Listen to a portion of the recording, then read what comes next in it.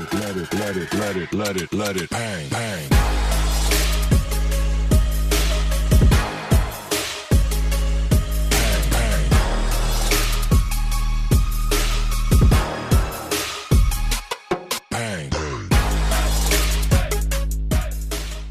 Assalamualaikum dan selamat sejahtera semua murid. Okey, untuk video kali ini kita akan membincangkan latihan-latihan yang akan awak buat di dalam buku aktiviti sains tahun 2 bermula daripada muka surat 63 hinggalah ke muka surat 67.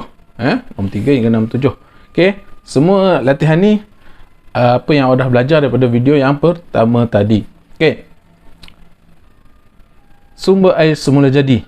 Okey, muka surat 63. Apakah sumber air di atas? Okey, ada 4 gambar A, B, C dan D. A, B, C dan D. Okey, A, awak kena pasti sumber air tu daripada mana? B daripada mana? C daripada mana? D daripada mana? Okey. A daripada sungai. B, laut. C pula tasik dan D ialah okey, kamu jawab sendiri yang D. Okey, muka surat 64. Labelkan sumber air semula jadi dan gambar rajah di bawah. Okey, dia ada 5 gambar dan 5 jawapan di atas tu. Ini pun mudah. Okey, ini pun sangat mudah. Okey, gambar yang pertama, kawasan takungan air yang besar dan luas dikenali sebagai kamu jawab sendiri. Yang gambar kedua, air tu mengalir. Okey, kamu pun suka mandi tempat ni. Yang ketiga ni, dia keluar daripada tanah. Keluar daripada tanah. Okey, yang keempat, bawah sekali tu, kamu suka main ombak kat mana? Yang ketiga sekali, dia turun daripada awan. Air yang turun daripada awan turun ke bumi. Kamu suka buat mandi tu. Okey. Okey, ni awak boleh jawab sendiri sebab senang, mudah. Okey, yang muka surat 65. Memerhatikan arah air mengalir. Memerhatikan arah air mengalir. Okey, alat dan bahan, botol plastik yang dipotong, pita pelekat, tali, air, pisau, pemotong. Okey, langkah-langkah, potong botol plastik seperti gambar rajah di bawah, ikat botol dan tali dan ikat dengan tali dan gantung botol secara melintang. Isikan air ke dalam botol tadi. Tolak bahagian kanan botol ke atas, ulang 3 langkah. Tolak bahagian kiri botol ke atas, perhatikan pengaliran air dalam botol tersebut. Okey, soalan ni kamu kena jawab. Ada soalan, ada ni. Kamu boleh tulis dekat tepi tu. Tepi jawapan dia boleh tulis dekat tepi soalan tu. Soalan 1 dan soalan 2. Dia tak sediakan ruang jawapan pula. Okey. Kemanakah arah aliran air? Boleh bahagian kanan ditolak. Kanan botol ditolak ke atas.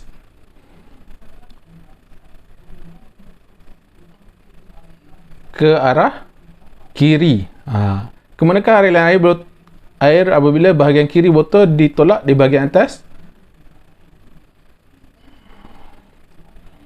Ditolak ke bahagian atas? Ke bahagian kanan. Bila kita tolak yang pertama, soalan nombor 1, kita tolak botol tu ke atas, bahagian kanan, air akan mengalir ke bahagian kiri. Kita tolak bahagian kiri, air mengalir ke bahagian kanan. Atas bahagian kiri, bawah nombor 2 bahagian kanan. Okey, dan kena isi tempat kosong. Arah aliran air mengalir dari bukan ke arah kiri ke takkan ke arah kiri ke kanan. Okey, sebab kita buat dua-dua. Maknanya arah aliran air mengalir dari tempat tinggi ke tempat rendah.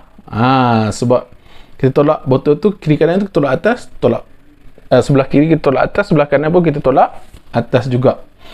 Okey, maknanya jawapannya arah aliran air mengalir dari bahagian atas, dari tempat bahagian atas ke tempat bahagian bawah. Dari tempat yang tinggi, dari tempat yang tinggi ke tempat yang rendah. Tempat yang tinggi ke tempat yang rendah. Itu jawapan yang tepat.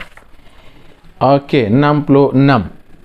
Arah aliran air semula jadi. Ni pun kita dah tahu tadi, daripada kawasan bukit ataupun air terjun mengalir ke arah tempat rendah.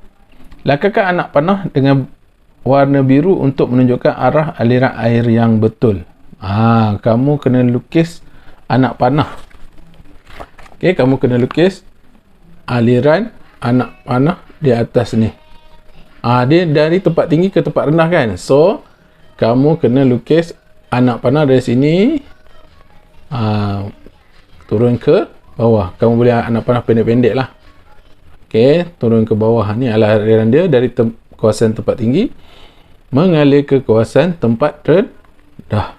Okey, dapat Air terjun dan air sungai mengalir dari tempat yang tinggi ke tempat yang rendah. Okey, mudah aja latihan ni. Okey, yang terakhir sekali, muka surat 67. Padankan gangguan aliran air. Ni saya dah beritahu tadi dalam video yang pertama. Padankan situasi dengan kesan yang akan berlaku jika aliran air terganggu. Okey, kamu kena kenal pasti gambar A ni apa kesan dia, gambar nombor 1 apa kesan dia, gambar nombor 2 apa kesan dia, dan gambar nombor 3 apa kesan dia. Okey. Kalau air tak mengalir, inilah berlaku. Akan berlaku apa? Gambar pertama ni. Banjir kilat. Ni lah gambar banjir kilat. Rumah kamu akan masuk air tiba-tiba. Sebelum ni tak ada. Sebab gangguan air ni, contohnya longkang tersumbat dengan sampah. Sebab itulah kita kena bersihkan kawasan aliran-aliran air ni supaya tidak berlaku banjir kilat. Okey, yang kedua ialah itu jentik-jentik. Jentik-jentik ni dikaitkan dengan apa? Ini adalah anak nyamuk. Jentik-jentik adalah anak nyamuk. So, kalau air tidak mengalir, diganggu, dia bertakung je tak bergerak, nyamuk akan membiak di kawasan air tersebut. Sebab nyamuk dia bertelur di dalam air. Okey, pembiakan nyamuk. Nombor 2 ialah pembiakan nyamuk. Dan nombor 3 akhir sekali, kalau aliran air terganggu, inilah yang akan berlaku. Kalau air sungai tu akan berbau yang kurang enak. Air sungai akan berbau busuk. Kamu tak tahan. Okey, air sungai berbau. Okey, selesai dah gariskan, dah sesuaikan. Kena isi tempat kosong. Aliran air yang terganggu akan menyebabkan pembiakan nyamuk, air sungai berbau dan banjir kilat. Okey, ataupun banjir kilat, pembiakan nyamuk dan air sungai berbau.